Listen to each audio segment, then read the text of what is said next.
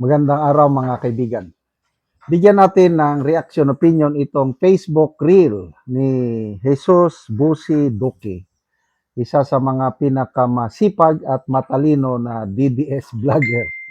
Saludo ako dito sa kapatiran natin ito, si Jesus. Okay, ito, title o caption niya, kung totoo ito, may sa demonyo na talaga ang gobyernong ito. Meron siyang nasagap na balita, unconfirmed balita, na si Senator Bato daw ay nagtatago sa Iglesia ni Cristo Central Church or Office sa may Commonwealth Avenue sa Quezon City at baka lulusubin daw ito anytime.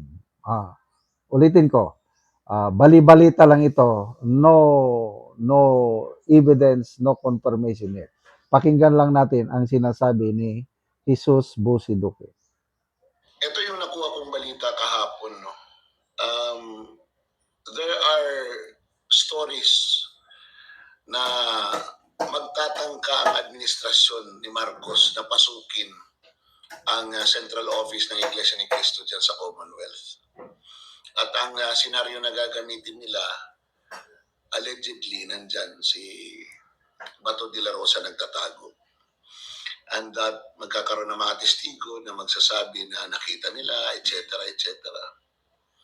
Alam niyo naman sa gobyerno, there is always the presumption of regularity. Pag kumilos ang gobyerno, you will not ask questions now. You will ask the questions later. Diba? Kasi there is always a presumption na yung ginagawa nila ay illegal. Diba?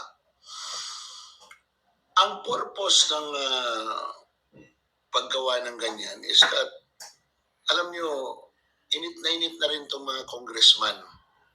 Itong mga congressman na ang kanilang boto ay nakadepende sa Iglesia ni Cristo, na eto sila ngayon ay bumoto sa impeachment at very vocal sa impeachment ni Vice President Sara Duterte.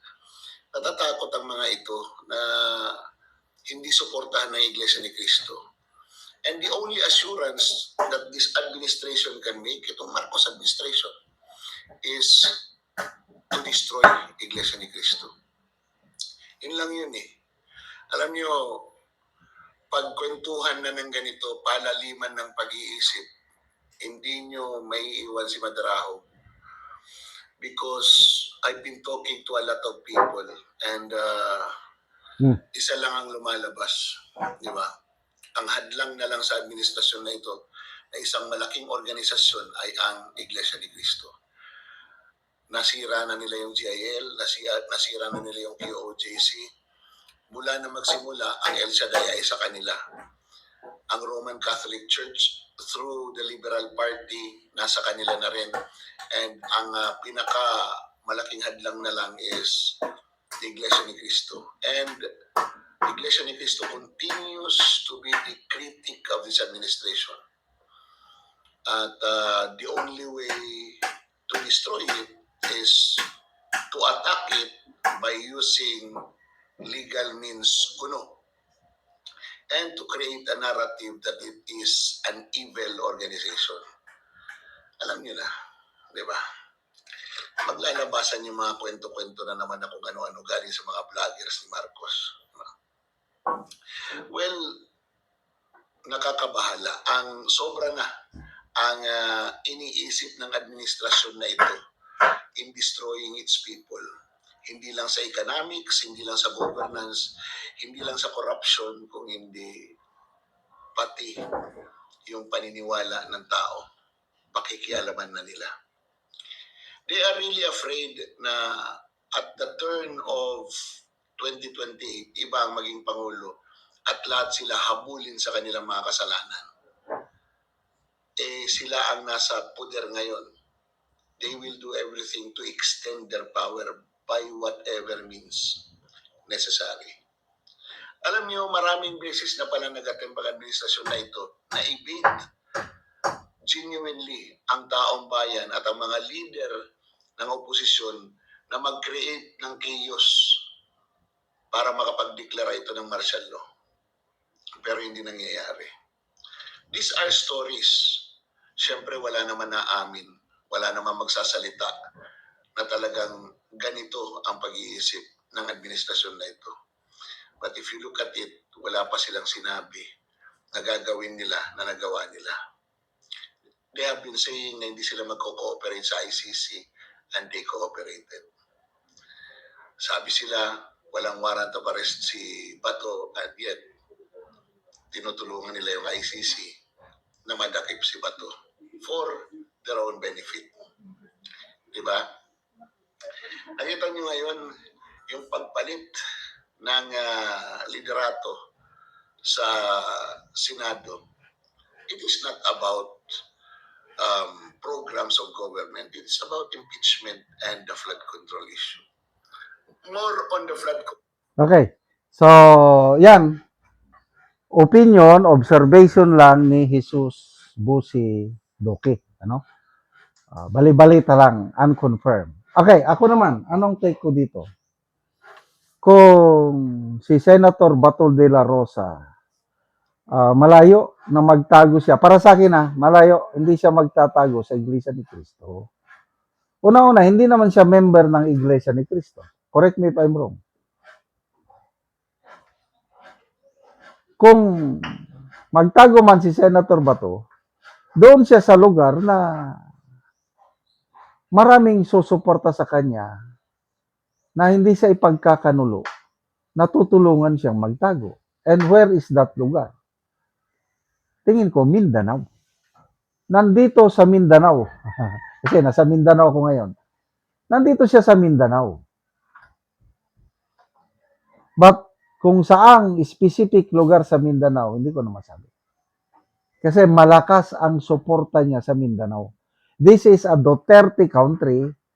Maraming nagmamahal sa mga Duterte sa Mindanao. 97% sa survey, mga maka-Duterte.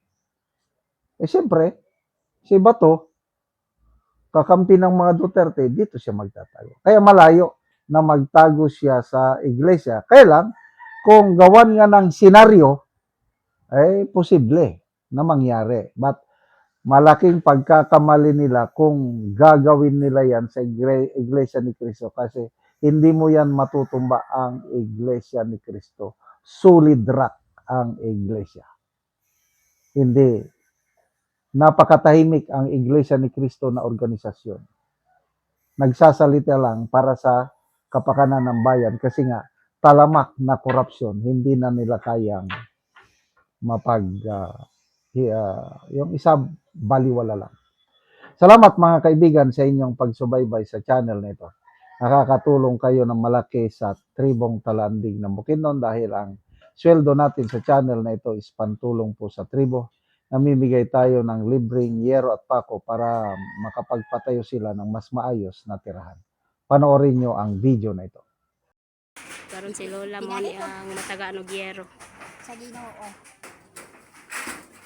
Si Lola, mataga no gyero. So si Lola mo nga buslot na ang iyang balay. So gipang sapahan na lang og karton or guba nga yero. Ang gipang sapa kay kung muulan, tuluan na daw kayo.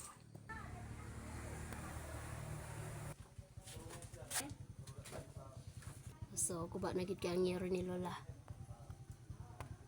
So karon Lola, pila na ni katuig ang imong balay?